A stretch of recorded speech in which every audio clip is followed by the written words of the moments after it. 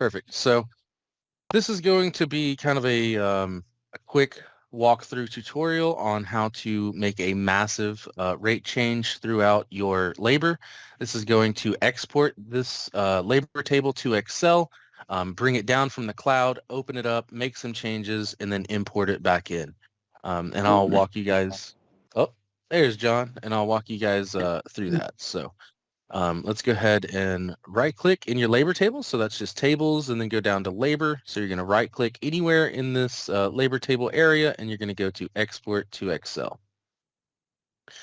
So then you can custom map exactly what you want, but typically you want to just map by order so that everything comes across. And then I like to include header rows so that you can actually see what you're looking at.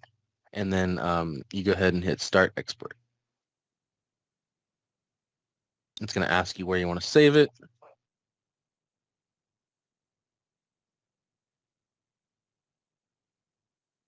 Save it to the cloud. That might take a little bit, just depending on how many labor that you have. It could take a while if you're doing material too, because there's typically hundreds and hundreds in there. So, all right, so now you're done with the export at least. So now you're going to have to take that export from the cloud and then push it down to your actual computer. So you're going to use your cloud toolbar up here. It's this down arrow. I'm not sure if you guys can see it, but you click down and then you're going to go to the from server to PC cloud button. So it's going to be the fourth one with the down arrow. So, right, click that. And you're going to have to try to find which file it is. Typically, you just go to documents. That's where it saves most of the workbooks. You go to open.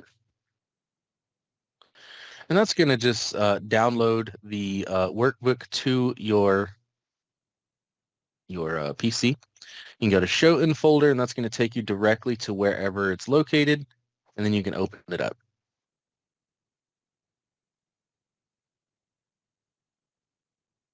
Okay, so this is going to be what it would look like. Obviously, there's a lot of information. There's different area codes, and this is all the same guy for the Boilermaker. And these are all the different benefits and burdens and things like that. But if we needed to make a change to the hourly rates of each of them, you could go right here and change that to like $40. I'll try to change something else. So let me undo that one because that actually had a rate in it. So this one right here, we'll just change to 40, and then we can change this one to 30.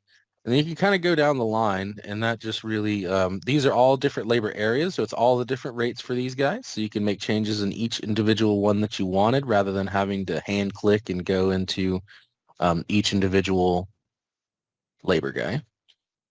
I'm not going to do all of these. I just wanted to make some changes to kind of show you what you're going to need to do to make those changes. So you could go to save, go ahead and make sure that you save your work. You can close that. And then now we need to import it back in. So you just go back to this, and then now we're going to do from PC to server because we need to bring it back into the cloud. And I know that it was in our downloads because that's where it just came from. So we're going to open it. Now it's going to bring it up to the cloud.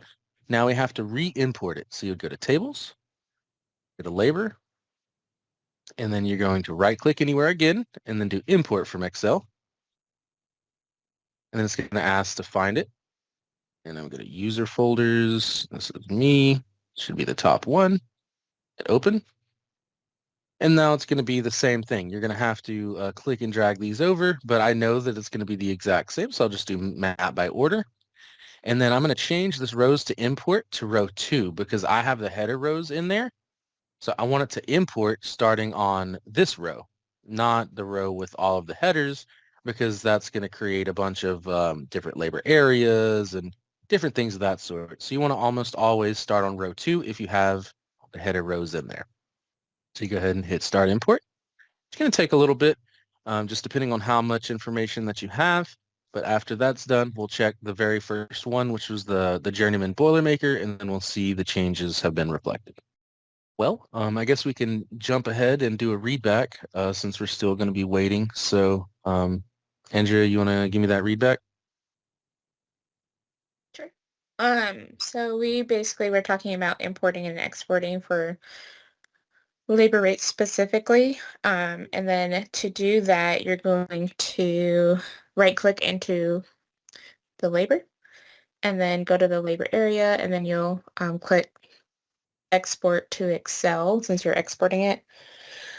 And then you'll just start the export, and then you will go to, well, it actually might take a little bit once it loads, but then you'll go to the cloud toolbar, and then you'll select server to PC, and then you'll go to like your saved area, and then you will, let me just do it myself really quick.